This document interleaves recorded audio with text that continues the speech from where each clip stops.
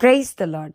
ఈరోజు వాక్య భాగం ఆదికాండము 24వ అధ్యాయము 50వ వచనం.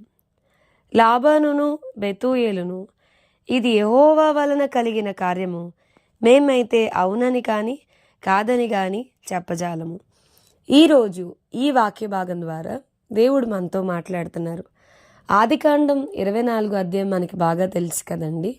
అబ్రహాము తన పెద్దదాసుడైన ఎలియాజర్ను పిలిచి ఇస్సాక్ గారికి భార్యను తీసుకొని రమ్మని, కనాను స్త్రీలలో ఎవరిని వివాహం చేయనని తన స్వదేశానికి వెళ్ళి ఒక స్త్రీని తీసుకురమ్మని పంపించినప్పుడు దమస్కు ఎలియాజరు దేవుని నడిపింపుకు తనను తాను అప్పగించుకోవడం.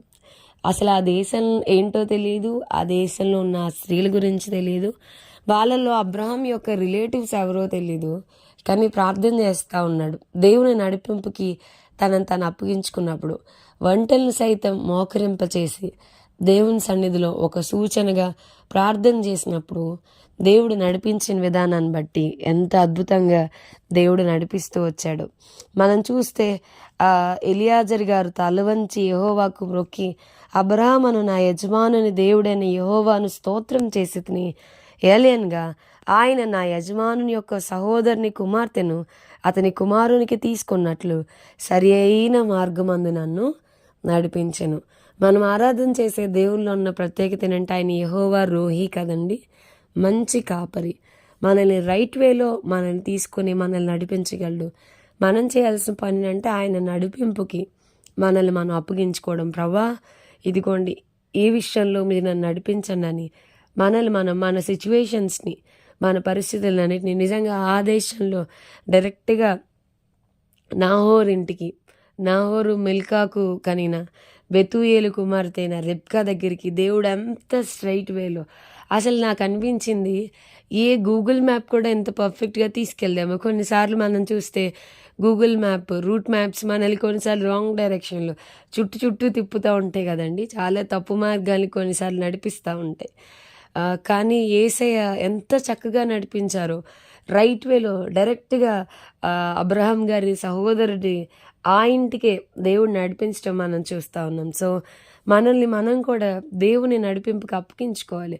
కొన్నిసార్లు మనుషులు తప్పైన మార్గాల్లో నడిపించవచ్చు, కొన్నిసార్లు బంధువులు రాంగ్ పర్సన్ని రైట్ పర్సన్ అని సజెస్ట్ చేయొచ్చు. కానీ దేవుని నడిపింపుకి మనల్ని మనం అప్పగించుకుంటే అదే పరిస్థితి అయినా సరే ఆయన స్ట్రైట్గా ఒక సరైన మార్గంలో మనల్ని నడిపిస్తారు. ఇంకా 24వ అధ్యాయం మనం చూస్తే కనుక లాబానును బెతూయేలును, ఇది యెహోవా వలన కలిగిన కార్యము, మేమైతే అవునని కానీ కాదని కానీ చెప్పజాలము. ఇందులో మనం చూస్తే కనుక ఇక్కడ ఇది దేవుని వలన ఇదంతా జరిగింది అని గ్రహించి బెతూయేలు లాబాన్ గారు మరి రెబ్కాని అడిగినప్పుడు, అమ్మ నువ్వు వెళ్తావా అని అడిగినప్పుడు, ఆ మనిషితో నువ్వు వెళ్తావని అన్నప్పుడు వెంటనే రెబ్కా వెళ్తాను అని దేవుని చిత్తానికి లోబడ్డం, దేవుని నడిపింపుకి తనను తాను అప్పగించుకోవడం చాలా అద్భుతం కదండి. అసలు ఆ దేశంలో ఉన్నవారు ఎలాంటి వాళ్ళో తెలియదు, ఆ పర్సన్స్ కోసం అసలు ఏమీ తెలియదు.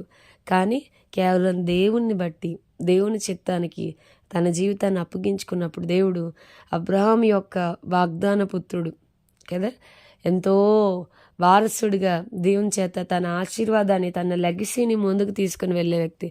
దేవుడు తనను తాను అడ్రస్ చేస్తూ నేను అబ్రహాం దేవుణ్ణు, ఇస్సాకు దేవుణ్ణు, యాకోబు దేవుణ్ణి అన్నాడు.